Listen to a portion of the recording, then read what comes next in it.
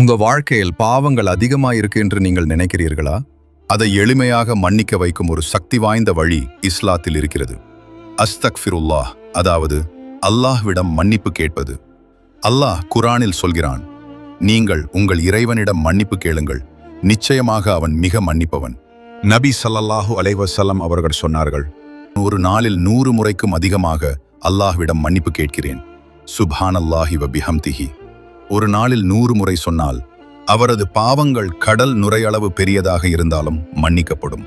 லா இலாஹ இல்லல்லாஹ், இது மிகப்பெரிய திக்ர்.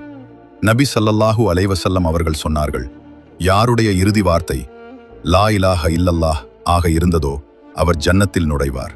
இந்த திக்ர்கள் நம்ம கண்களுக்கு சின்னதாக தோன்றலாம், ஆனா அல்லாஹ்விடம் இதன் மதிப்பு மிகவும் பெரிது.